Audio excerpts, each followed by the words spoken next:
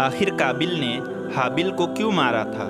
السلام علیکم پیارے دوستو، آج ہم ایک بڑا ہی دلچسپ واقعہ پیش کرنے جا رہے ہیں۔ اس واقعے میں ہم حضرت آدم علیہ السلام کے 2 اولادوں کا ذکر کریں گے۔ جی ہاں دوستو، بڑا ہی مشہور واقعہ ہے حابل اور قابل کا۔ حضرت آدم علیہ السلام کے بیٹوں کے بیچ جھگڑا کس چیز کا تھا کہ جس کے چلتے ایک بیٹے نے دوسرے بیٹے کو قتل کر دیا۔ اللہ تعالیٰ نے جب حضرت آدم علیہ السلام اور اماں حوا کو زمین پر اتارا تو حضرت آدم علیہ السلام سرندیپ کے پہاڑ پر اترے اور حضرت حوا جدہ میں۔ توبہ قبول ہونے کے بعد دونوں کی ملاقات عرفات کے میدان میں ہوئی۔ دونوں نے ایک دوسرے کو وہیں پر پہچانا، اس لیے اسے عرفات کہتے ہیں، یعنی پہچاننے کی جگہ۔ جب آدم علیہ السلام جنت سے آئے تھے تو ان سے عربی زبان بھی لے لی گئی تھی، یعنی بھلا دی گئی تھی۔ اتنے روز تک سریانی زبان میں کلام فرمایا، توبہ قبول ہوئی اور توبہ قبول ہونے کے بعد عربی زبان بھی عطا ہوئی۔ پھر جبرائیل علیہ السلام نے تمام عالم کے جانوروں کو آواز دی کہ جانوروں، حق تعالیٰ نے تم پر اپنا خلیفہ بھیجا ہے، اس کی اطاعت کرو اور فرما برداری کرو۔ دریائی جانوروں نے سر اٹھا کر اطاعت ظاہر کی اور خشکی کے جانور آپ کے آس پاس جمع ہو گئے تو حضرت آدم علیہ السلام ان پر ہاتھ پھیرنے لگے۔ جس پر ان کا ہاتھ پہنچ گیا وہ اہلی اور خانگی بن گئے، جیسے گھوڑا، اونٹ، بکری، بلی وغیرہ، اور جس پر آپ کا ہاتھ نہ پہنچا وہ جنگلی اور حبشی رہا، جیسے ہرن وغیرہ۔ اس واقعے کے بعد حضرت آدم علیہ السلام نے عرض کیا، میرے مولا، میری اولاد بہت کمزور ہے، ابلیس کا فریب بہت سخت ہے، اگر تو ان کی امداد نہ کرے تو وہ ابلیس سے کیسے بچ سکتے ہیں؟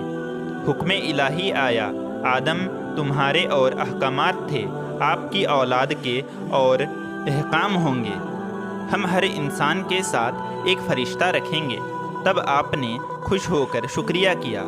حضرت حوا 20 یا 40 مرتبہ حضرت آدم علیہ السلام سے حاملہ ہوئی اور ہر معاملے میں 2 بچے پیدا ہوئے، ایک مذکر اور ایک مؤنث۔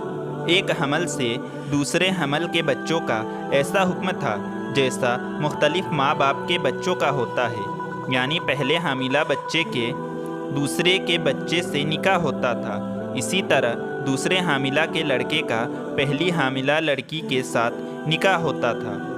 اس وقت روح زمین پر ایسا قانون تھا کہ ایک حامل ہونے کے بعد پھر دوسرا حامل ہوتا تھا، انہی کا آپس میں نکاح ہوتا تھا، لیکن بعد میں اس قانون کو بدل دیا گیا۔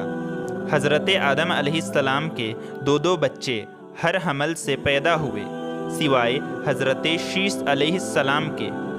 حضرت حوا نے حضرت شیش کو صرف اکیلا ہی پیش کیا، ان کے ساتھ جڑوا کوئی بچی نہیں تھی۔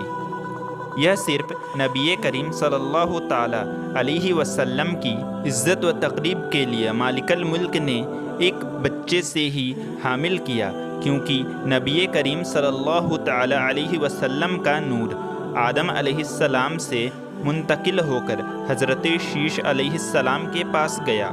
حضرت آدم علیہ السلام نے حضرت شیش علیہ السلام کو وصیت کی کہ یہ نور مبارک پاک عورت کی طرف منتقل کرنا۔ پھر حضرت شیش علیہ السلام نے اپنے بیٹے کو یہی وصیت کی۔ یہ سلسلہ حضرت عبد المطلب، جو کہ رسول اکرم صلی اللہ تعالی علیہ وسلم کے دادا ہیں، ان تک چلتا رہا کہ ہر شخص نے اپنے بیٹے کو اس نور کے پاک وطن کے طرف منتقل کرنے کی وصیت کی۔ حضرت آدم علیہ السلام کی وفات کے وقت آپ کی اولاد اور اولاد کی اولاد 40,000 سے زیادہ ہو گئی تھی۔ تفسیر صحابی اور جمال وغیرہ میں 1 لاکھ پہنچ جانے کا ذکر ملتا ہے۔ بہرحال حضرت آدم علیہ السلام کی سبیل اولاد سے قابل اور حابل تھے۔ قابل بڑا تھا اور حابل چھوٹا تھا۔ قابل کھیتی باڑی کرتا تھا और हाबिल बकरियां चराता था। काबिल के साथ पैदा होने वाली लड़की का नाम हकलीमा था, जो बहुत ही ज़्यादा हसीन जमील थी, और हाबिल के साथ पैदा होने वाली लड़की का नाम लयोदा था, जो कि खूबसूरती में कुछ कम थी। हज़रत आदम अलैहिस्सलाम के शरीयत के कानून के मुताबिक काबिल के साथ पैदा होने वाली लड़की का निकाह हाबिल से और हाबिल के साथ पैदा होने वाली लड़की का निकाह काबिल से होना था, लेकिन काबिल ने ऐसा करने से इनकार कर दिया। उसने कहा कि मेरे साथ पैदा होने वाली लड़की का निकाह मेरे साथ होगा। उस वक्त ऐसा कानून था कि जो बच्चे साथ में पैदा होते थे उनको छोड़कर अगले हमल वाले बच्चे से, यानी अगली बार पैदा होने वाले बच्चे से उनका निकाह किया जाता था, लेकिन आज यह हराम है।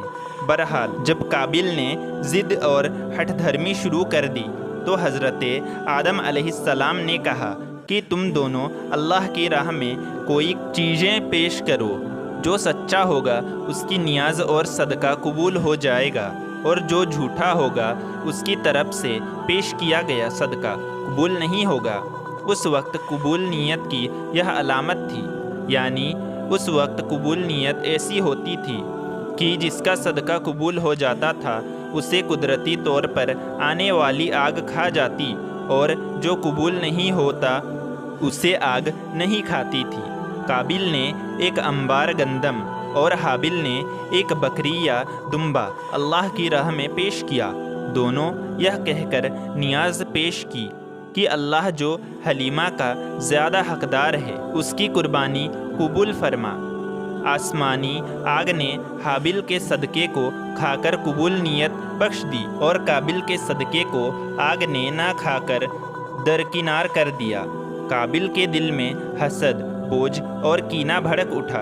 उसने हाबिल को कत्ल करने की धमकी दे दी।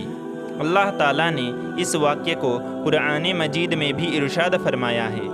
हाबिल हक पर थे, इनके तकवे के पेश नज़र इनका सदका कबूल हो गया।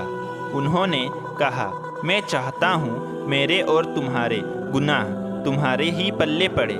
इसका मकसद यह है कि तुमने अपने बाप की नाफरमानी की, वह गुनाह भी तुम्हारे जिम्मे, और अगर मुझे कत्ल करना चाहते हो तो कर लो, और मेरे कत्ल का गुनाह भी तुम्हारे जिम्मे होगा। आखिरकार काबिल ने हाबिल को कत्ल कर ही दिया।